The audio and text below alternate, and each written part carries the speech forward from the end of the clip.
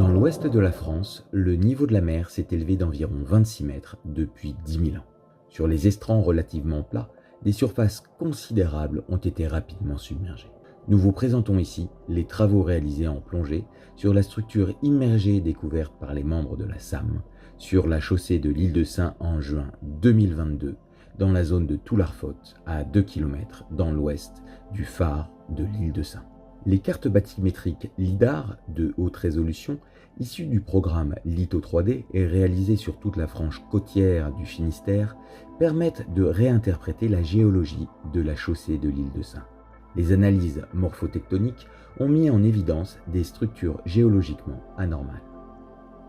Une structure linéaire, sombre, visible au droit de la structure que nous appelons TAF1, traduit l'existence d'un substrat dur permettant la fixation et une plus forte concentration des laminaires. Le travail géologique détaillé a permis de mettre en évidence plusieurs structures linéaires de 50 à 100 mètres de long, une quinzaine de mètres de large et 1,70 m de haut.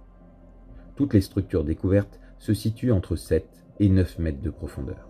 Elles sont anormales du point de vue géologique en raison de leur relief et de leur orientation.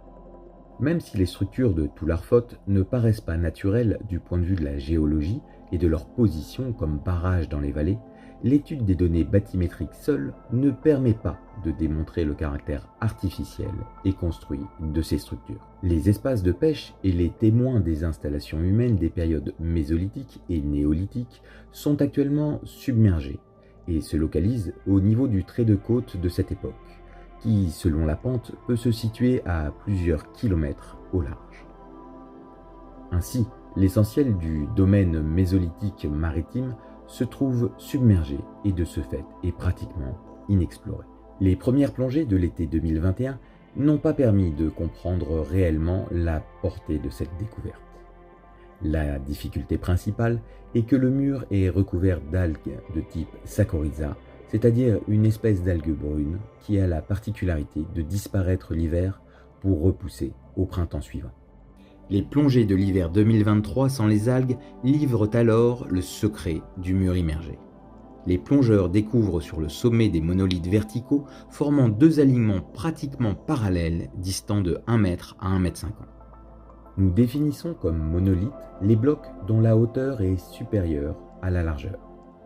Ce sont des blocs plurimétriques de roches massives émergeant au sommet du mur. Leur hauteur peut approcher 1,50 m au-dessus du sommet. Ils sont souvent verticaux à subverticaux et espacés de quelques mètres. Plusieurs des monolithes bruts montrent une partie haute plus effilée que la base plus large. Quelques monolithes, comme celui de cette reconstitution photogrammétrique en 3D, ont des formes parallélépipédiques et une largeur régulière sur toute leur hauteur émergée. Au vu de leur aspect massif, de leur forme aplatie et par comparaison avec les mégalithes observés sur l'île de Sein, on peut penser qu'ils sont constitués de granit porphyroïde car ils constituent la majeure partie des récifs émergés de la chaussée de Sein. Les plongées hivernales sur la chaussée de Sein sont particulièrement délicates à organiser du fait de la quasi-permanence de la houle, de la température de l'eau et du nombre restreint de créneaux combinant mer calme et mortes eaux. La station SNSM de l'île de Sein et des bateaux privés de pêcheurs cédants ont assuré la sécurité des plongeurs sur site. Une équipe de 8 plongeurs de la SAM a ainsi pu documenter ces constructions durant la période hivernale.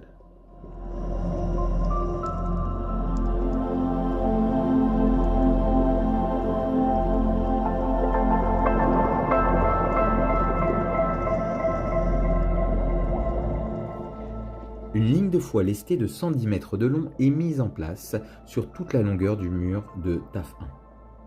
Marquée tous les 2 mètres par un flotteur positionné à 50 cm au-dessus de la ligne, elle montre une rectitude parfaite du mur et facilite le visionnage des vidéos à terre. Cette ligne plombée est déployée selon l'orientation est-ouest au milieu de la structure rectiligne et permet de visualiser le sommet ainsi que l'orientation des monolithes, des dalles et de visualiser l'accumulation de blocs désymétriques, anguleux, légèrement émoussés constituant la plus grande partie du mur.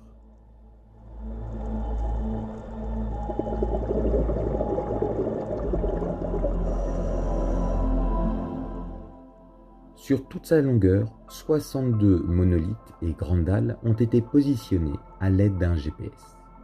Ils sont posés parallèlement à l'axe du mur et constituent les deux alignements repérés lors des précédentes plongées. L'extrémité ouest est la plus complexe. La densité de dalles et de monolithes est la plus importante dans cette zone, surélevée d'environ 1 mètre par rapport à la hauteur moyenne du mur. Le mur atteint en moyenne 1,70 m de hauteur, sans les monolithes, et plus de 2 mètres au centre, pour une largeur qui varie entre 15 et 20 mètres.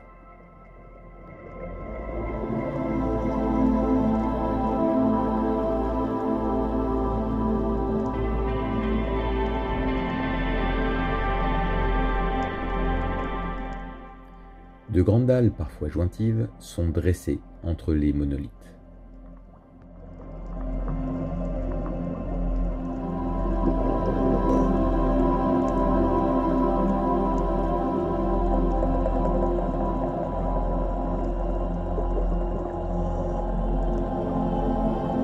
La position précise de chacun des éléments remarquables, tels que les monolithes dressés et les grandes dalles, a été relevée par un GPS positionné en surface, à l'aplomb, et déclenché par le plongeur depuis le fond par liaison filaire.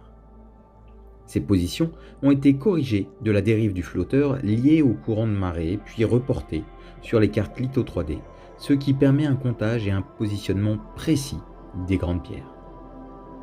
Le report de la position GPS des monolithes et des grandes dalles sur la carte montre une plus grande densité sur le quart ouest de la structure.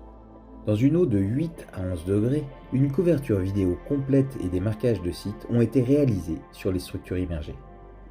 Ces plongées hivernales ont permis des observations continues sur toute la longueur des murs et révélé leur caractère spectaculaire, renforcés par des monolithes verticaux et reliés par des grandes dalles également verticales.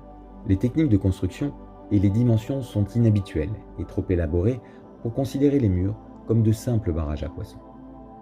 Leur emplacement suggère un rôle de protection d'un plan d'eau abrité et d'installation humaine à terre. Le calcul du trait de côte, à partir des courbes de remontée du niveau de la mer, montre que ces digues étaient opérationnelles entre -7800 et -7200 before present, c'est-à-dire durant la période de transition entre le mésolithique final et le néolithique.